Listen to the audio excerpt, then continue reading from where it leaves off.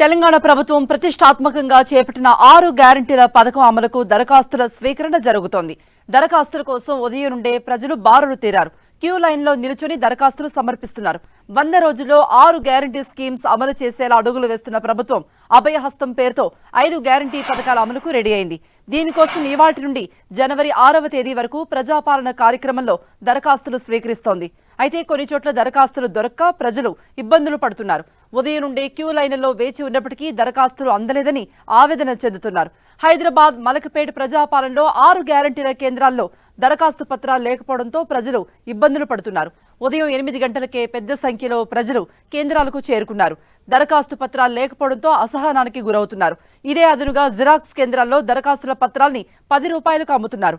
అయితే జిరాక్స్ తీసిన దరఖాస్తులు తీసుకోబోమని అధికారులు చెప్పడంతో ప్రజలు అయోమయానికి లోనవుతున్నారు.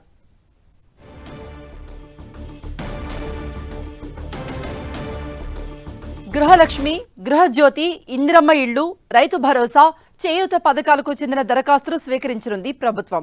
యువ వికాసం తప్ప 5 గ్యారంటీల అమలుకు దరఖాస్తుల స్వీకరణకు రంగం సిద్ధం చేసింది. ప్రతి గ్రామం, మున్సిపాలిటీ డివిజన్లో సభలు పెట్టి దరఖాస్తులు స్వీకరించనున్నారు అధికారులు.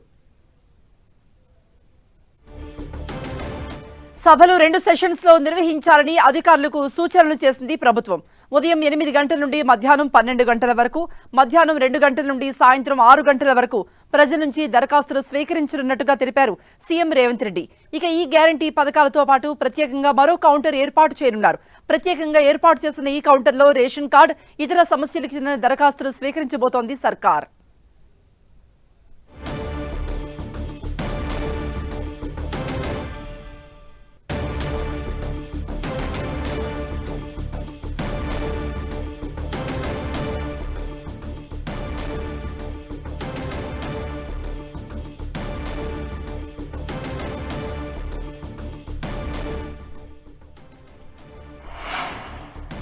తెలంగాణ ప్రభుత్వం చాలా ప్రతిష్టాత్మకంగా తీసుకుంది 6 గ్యారంటీల పథకానికి. దీనికి అమలుకు దరఖాస్తుల స్వీకరణ కూడా జరుగుతోంది.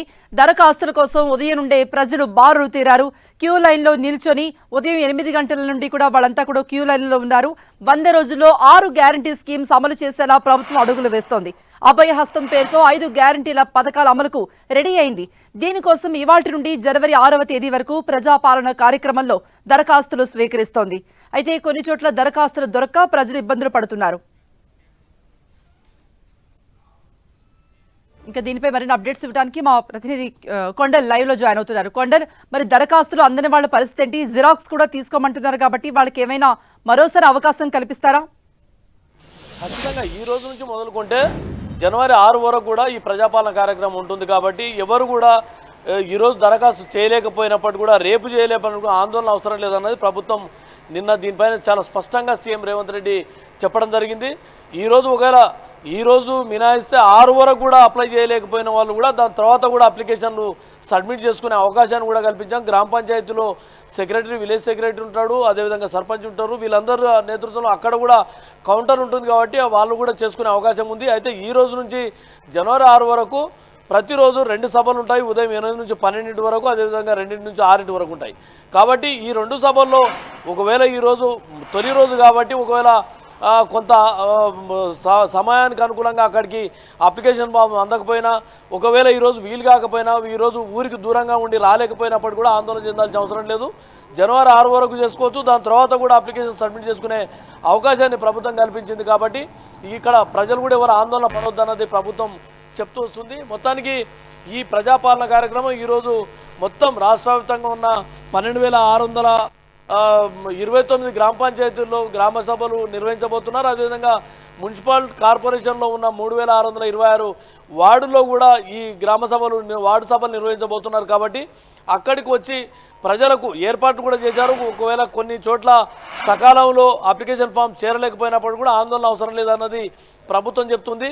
కాబట్టి ఇక్కడ ఈరోజు చేయలేకపోయినప్పుడు కూడా రేపైనా చేసుకోవచ్చు, లేదంటే జనవరి 6 వరకు అయినా చేసుకోవచ్చు. అది వీలు కాకపోతే 6 తర్వాత గ్రామ సభల్లో కూడా గ్రామ పంచాయతీ కార్యాలయాలు కూడా ఇచ్చుకునే అవకాశం ఉంది. కాబట్టి ఎక్కడ ఆందోళన పడాల్సిన అవసరం లేదన్నది ఉంది. ఇప్పుడు ఈరోజు రాష్ట్ర వ్యాప్తంగా అయితే ప్రజాపాలన కార్యక్రమాన్ని అయితే అందరూ ఇన్ఛార్జ్ మంత్రుల సారథ్యంలో కార్యక్రమం అయితే ప్రారంభమైంది. కొండల్ దరఖాస్తులో ఏమేమి ఫిల్ చేయాల్సి ఉంటుంది, ఏమైనా గుర్తింపు కార్డులు వంటివి కూడా ఏమైనా తీసుకువెళ్లాల్సి ఉంటుందా? ఈ మేరకు ప్రజలకు ఏమైనా ముందే దిశానిర్దేశాలు చేశారా? అధికారులు ఏమైనా చెప్పారా? దీనికి సంబంధించి ఆధార్ కార్డు, అదేవిధంగా ఫోటో, రేషన్ కార్డు, ఈ మూడు ఉంటే ఆ కాలంలో ఏదైతే ఆ అప్లికేషన్ ఫామ్లోనే ప్రత్యేకంగా ఆ కాలం ఉంటుంది. ఆ కాలంలో వీటికి సంబంధించిన నెంబర్స్ను ఫిలప్ చేయాల్సి ఉంటుంది. దాంతోపాటు తాము ఏ పథకానికి అర్హులం అన్నది, ఏ పథకాన్ని వాళ్ళు కోరుకుంటున్నారు అన్నది కూడా వాళ్ళకి స్పష్టత ఉంటుంది. కాబట్టి ఫర్ ఎగ్జాంపుల్ మహాలక్ష్మికి సంబంధించి పథకానికి వాళ్ళ అర్హులైతే మహాలక్ష్మి పథకానికి అప్లై చేసుకున్నట్టయితే ఆ మహాలక్ష్మి ఎవరైతే పేరు, గృహిణి పేరు ఉంటుంది, దాంతోపాటు Aadhaar card number, ration card number, అదేవిధంగా ఫోటో ఫిక్స్ చేయడంతో పాటు మహాలక్ష్మిలో 2500 నగదుతో పాటు 500 గ్యాస్ సిలిండర్ కూడా ఉంటుంది. కాబట్టి ఆ సంబంధిత గ్యాస్ కనెక్షన్ ఏ కంపెనీకి సంబంధించింది అన్నది కూడా వాటికి సంబంధించిన నెంబర్ కూడా ఫిలప్ చేయాల్సి ఉంటుంది. అదేవిధంగా రైతు భరోసాకు వచ్చినప్పుడు కూడా రైతు భరోసాకు ఎవరైతే పట్టాదారు పాస్ పుస్తకం ఉంటుందో ఆ రైతులకు సంబంధించిన ఆ పట్టాదారు పాస్ పుస్తకాన్ని దాంట్లో నెంబర్ను యాడ్ చేయాలి. దాంతోపాటు వాళ్ళు కౌలు రైతులా లేదంటే పట్టాదారు రైతులా అన్నది కూడా కాలం ఉంటుంది. కాబట్టి దాంట్లో వాటిని టిక్ చేయాలి. ఇట్లా ప్రతి స్కీమ్కు సంబంధించి కూడా దాంట్లో క్లియర్గా కాలమ్స్ ఉంటాయి, వివిధ కాలమ్స్ ఉంటాయి. కాబట్టి దానికి అనుగుణంగానే ఫిలప్ చేయాల్సి ఉంటుంది. ఇక రేషన్ కార్డు, అదేవిధంగా ఆధార్ కార్డు, ఫోటో అయితే ఫిక్స్ చేయాల్సి ఉంటుంది. దీంతోపాటు ఒకవేళ రేషన్ కార్డు లేని వాళ్ళు ఉంటారు కాబట్టి రేషన్ కార్డుకి అప్లై చేసుకునే వాళ్ళు అనుకోండి, లేదంటే వాళ్ళకి ఏ ఇతరత్ర సమస్యలు, భూ సమస్యలు ఉన్నాయనుకోండి, వాళ్ళు కూడా ప్రభుత్వానికి ఇదే ప్రజాపాలన కార్యక్రమంలో అర్జీలు ఇచ్చుకునే అవకాశాన్ని కూడా ప్రభుత్వం ఏర్పాటు చేసింది. దానికోసం ఒక ప్రత్యేక కౌంటర్ని ఏర్పాటు చేశారు. ఇప్పటికే ప్రజావాణిలో ఇలాంటి దరఖాస్తులన్నీ కూడా ప్రభుత్వం తీసుకుంటుంది. ప్రజావాణి ఇప్పుడు ప్రస్తుతం హైదరాబాద్లోనే ఉన్న పూలే భవన్లో ప్రజావాణి కార్యక్రమం నిర్వహిస్తుంది. కాంగ్రెస్ అధికారంలోకి వచ్చిన తర్వాత నుంచి వారానికి 2 రోజుల పాటు మంగళ శుక్రవారాల్లో మాత్రమే ఇక్కడ నిర్వహిస్తున్నారు. కాబట్టి జనం ఫ్లోటింగ్ ఎక్కువగా ఉంది, జనం సమస్యల్లో ఉన్నారు. కాబట్టి వాళ్ళ మాట వినేందుకు, వాళ్ళ అర్జీలు తీసుకునేందుకే ప్రజాపాలన కార్యక్రమం తీసుకున్నామని ప్రభుత్వం చెప్తుంది.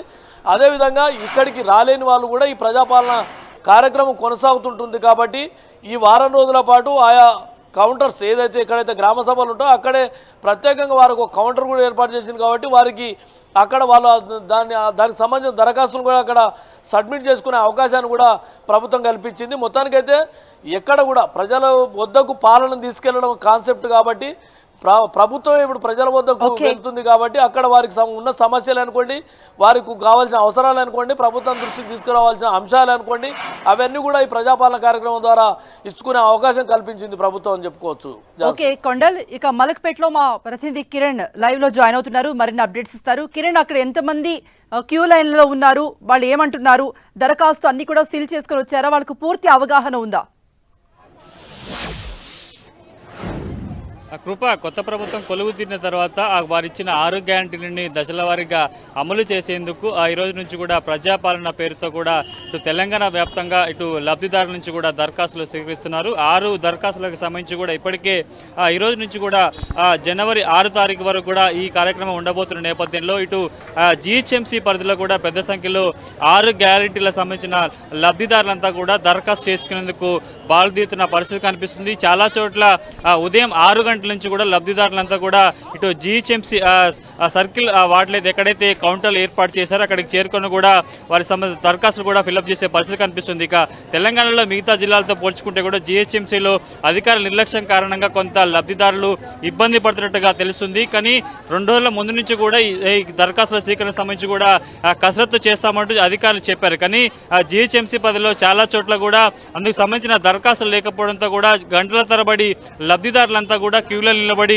వెళ్ళిపోతున్న పరిస్థితి కనిపిస్తుంది. ప్రస్తుతానికైతే నేను మలక్పేట వద్ద ఉన్న చూసుకోవచ్చు. ఉదయంతో పోల్చుకుంటే కూడా దరఖాస్తు ఫామ్ లేకపోవడంతో కూడా కొంతమంది మాత్రమే తమ లబ్ధిదారులకి దరఖాస్తు చేసుకునేందుకు వస్తున్న పరిస్థితి కనిపిస్తుంది. ఇక జిహెచ్ఎంసీ పరిధిలోని అన్ని వార్డులలో కూడా ఇదే పరిస్థితి కనిపిస్తుంది. పూర్తి స్థాయిలో కూడా ప్రభుత్వం ప్రజాపాలనకు సంబంధించి దరఖాస్తులు 28 నుంచి కూడా జనవరి 6 వరకు స్వీకరిస్తామని చెప్పింది. అందుకు సంబంధించి 2 రోజుల ముందు నుంచి కూడా ఎక్సర్సైజ్ చేసింది. ప్రతి వార్డులో ఎన్ని కౌంటర్లు ఏర్పాటు చేసినా అందుకు సంబంధించిన దరఖాస్తుల ఫామ్లు కూడా అందజేస్తామంటూ కూడా చెప్పిన పరిస్థితి కనిపిస్తుంది. కానీ జిహెచ్ఎంసీ అధికారుల నిర్లక్ష్యం కారణంగా కూడా చాలా వార్డులలో ముఖ్యంగా కౌంటర్ల వద్ద కూడా పత్రాలు లేకపోవడంతో కూడా లబ్ధిదారులంతా కూడా ఆశతో వచ్చి వెనుదిరిన పరిస్థితి కనిపిస్తుంది. ప్రస్తుతం చూసుకోవచ్చు కొంతమంది లబ్ధిదారులు కేవలం 6-5 కౌంటర్లు ఏర్పాటు చేసి కేవలం 100 ఫామ్లను ఏర్పాటు చేయడంతో కూడా వందల సంఖ్యలో లబ్ధిదారులంతా కూడా ఆశగా తమ 6 గ్యారెంటీల పథకాలను అమలు చేసుకునేందుకు అందులో దరఖాస్తు చేసుకునేందుకు వచ్చి చివరికి ఇక్కడ ఫామ్స్ లభించకపోవడంతో వెనుదిన్న పరిస్థితి కనిపిస్తుంది. ప్రస్తుతం చూసుకోవచ్చు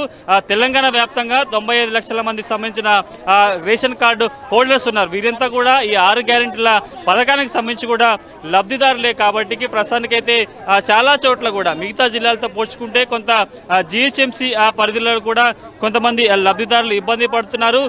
వాళ్ళ దగ్గర ఉన్న పీడిఎఫ్ ఫామ్ సంబంధించి స్థానిక జీరాక్స్ సెంటర్లకు వెళ్ళి కాపీలను జీరాక్స్ తీసుకున్నా కానీ ఇక్కడికి వాటిని అనుమతించకపోవడంతో తిరిగి వెళ్తున్న పరిస్థితి కనిపిస్తుంది. పూర్తి స్థాయిలో జిహెచ్ఎంసీలకు సంబంధించి కూడా ఎక్కడ కూడా ప్రజాపాలన సందర్భంగా లబ్ధిదారులకు సంబంధించి ముఖ్యంగా ఈ దరఖాస్తు ఫామ్కి వచ్చే వారికి కొంత ఫామ్స్ ఏర్పాటు చేసిన పరిస్థితి కనిపిస్తుంది. కానీ ఎలాంటి ఫామ్స్ ఇవ్వకపోవడంతో కూడా చాలా మంది లబ్ధిదారులు నేరుగా జీరాక్స్ సెంటర్ల వద్దకు వెళ్ళి కూడా కొన్ని ఫామ్స్ జీరాక్స్ చేసుకున్నారు. కానీ ఈ సెట్లకు సంబంధించి కూడా స్థానిక అధికారులు అనుమతించకపోవడంతో కూడా ప్రస్తుతానికైతే ఫిలప్ చేసి గంటల తరబడి క్యూ లైన్ లో వెయిట్ చేసి కూడా ప్రస్తుతానికైతే నిరాశతో వెనుదిన్న పరిస్థితి కనిపిస్తుంది. గల కారణాలు ఏంటి, అక్కడ అధికారులు ఏం చెప్తున్నారు? 8:30 को इधर में थी मैं, अभी क्या बोलने का है, कुछ तो बोलना है। 8:30 को आ गए हम, फॉर्म फिलअप हो गया, हमारा सेगमेंट भी हो गया, अब हम घर को जा रहे हैं। क्या बोल रहे ऑफिसर, क्या बोल रहे हैं? ऑफिसर बहुत अच्छे है, बहुत कुछ भी ना बोल रहे ऑफिसर, सब अच्छा सा फॉर्म फिलअप करके दे रहे हैं, सब चीज कर रहे हैं, हर चीज की सहूलत दी है बलाला सर, ऐसा कुछ भी नहीं है। मुसलमान हो हिंदू रो सबको अच्छा देख रहे हैं इन लोग आके यहाँ पर। మరికొంతమంది ఉన్నారు. అమ్మా చెప్పండి, మీరు ఎన్ని గంటలకి ఫామ్ ఫిల్అప్ చేసేందుకు వచ్చారు ఏంటి? నేను 7 గంటలకు వచ్చి నిలబడ్డా, ఇవరకు ఏది ఫామ్ లేదు అయిపోయినాయి అంటే చెప్తున్నా సార్. ఎంతసేపు నిలిచి ఉండాలి, ఇస్తామంటున్నా కానీ ఇస్తలేదు. 7 बजे కాకే టైరే కబ్ దేతే ఫామ్ ఖతం హో గయా బోల్ రే, కిత్తే సేపు టైం. అధికారులు ఏం చెప్తున్నారు? ఏం చెప్తున్నాం, ఫామ్ ఖతం హో గయా చలే జాओ బోల్ రే. మీరు ఎన్ని గంటలకు వచ్చారమ్మా? పోయారని పాములు లేవు పోని రని అంటున్నారు. పొద్దుగాలు వచ్చిన వాళ్ళకి ఇచ్చిండ్రు, మరి లేని వాళ్ళు ఏం చేయాలి? ఏ టైం దగ్గర కూర్చోవాలి? అందరికి ఇవ్వాలి, ఇస్తే వెళ్ళకపోతే బంద్ చేసుకోవాలి. మమ్మల్ని వచ్చి మేము కూర్చోవాలి పాలిటిక్స్ పెట్టుకొని. మీరు చెప్పండి, ఎన్ని గంటలకు వచ్చారు మీరు ఇక్కడికి? నేను పొద్దుగాల 6 గంటలకు వచ్చినా. నాకు ఏం లేదు, నాకు ఆధారం లేదు, నాకు పిల్లలు ఇవ్వలేరు, అనాథం నేను. నాకేమైనా చూసుకోవచ్చు వందల మంది సంబంధించిన లబ్ధిదారులంతా వస్తున్నారు. కానీ కేవలం ఒక్కొక్క కౌంటర్ వద్ద కూడా 50 నుంచి 100 మంది సంబంధించిన ఫామ్లను ఏర్పాటు చేశారు. కానీ దీనికి సంబంధించి ఈ దరఖాస్తుల కార్యక్రమం సంబంధించి కూడా 2 రోజుల ముందు నుంచి కూడా స్థానిక సంబంధించిన అధికారులకు సంబంధించి కూడా ప్రత్యేకంగా గైడ్ లైన్స్ ఏర్పాటు చేశారు. ప్రతి వార్డులలో ఎన్ని కౌంటర్లు ఏర్పాటు చేసినా అందుకు సంబంధించి కౌంటర్లో లెక్కకు మించి సంబంధించిన దరఖాస్తుదారులు వస్తే అవకాశం ఉంది. కాబట్టి కొన్ని వేల సంఖ్యలో ఫామ్స్ ను సిద్ధం చేసి ఉంచాలని చెప్పారు. ఎందుకంటే ఫామ్ దరఖాస్తు కౌంటర్ల వద్ద కూడా ప్రత్యేకంగా తాము ఫామ్ సిద్ధం చేస్తామంటూ ముందే చెప్పిన నేపథ్యంలో కూడా కేవలం లబ్ధిదారులంతా జీరాక్స్ తో పాటు ఆధార్ కార్డు సంబంధించిన సెట్లు మాత్రమే జీరాక్స్ తీసుకుని వచ్చారు పరిస్థితి. ప్రస్తుతానికి అయితే ఇక్కడ అందుకు విరుద్ధంగా కేవలం 100 దరఖాస్తులు మాత్రమే అటు ఆఫీసర్లు ఇవ్వడంతో కూడా కొంత ఆశతో వచ్చాము. ఈ రోజు మొదటి రోజు కాబట్టి దరఖాస్తు చేసుకునేందుకు వచ్చాం. కానీ ఇక్కడ ఫామ్స్ లేకపోవడంతో కూడా తీవ్ర నిరాశతో వెనుదిరుగుతామని చెప్పిన పరిస్థితి కనిపిస్తుంది. ఇక ఇప్పటికే ఈ ప్రజాపాలన కార్యక్రమానికి సంబంధించి కూడా ఇటు తెలంగాణ వ్యాప్తంగా కూడా నోడల్ అధికారులు నిర్వహించింది. ముఖ్యంగా జిహెచ్ఎంసీ పరిస్థితి, ఎందుకంటే కొంత జిహెచ్ఎంసీలో వివిధ ప్రాంతాలకు సంబంధించి కూడా కొంత ఎక్కువగా ఉంటారు.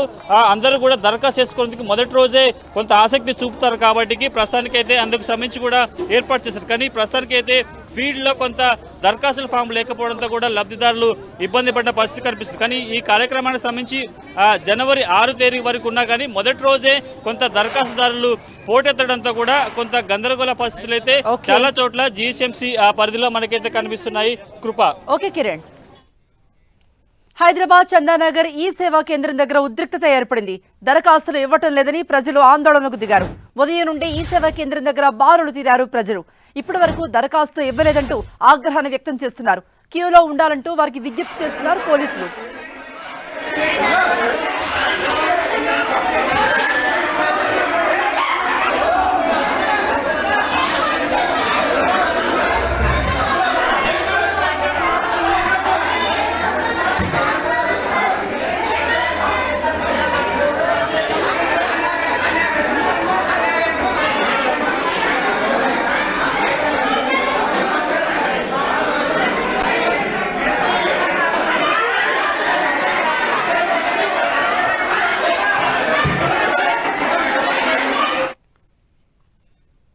సో దరఖాస్తుల కొరత కారణంగా ప్రజలు అసహనాన్ని వ్యక్తం చేస్తున్నారు. అయితే దరఖాస్తుల్ని ఇంకా తీసుకొచ్చేందుకు అటు అధికారులు కూడా ఏర్పాట్లు చేస్తున్నారు. మధ్యాహ్నం 2 గంటల తర్వాత మళ్ళీ దరఖాస్తుల స్వీకరణ 6 గంటల వరకు ఉంటుందని కూడా చెప్తూ ఉన్నారు.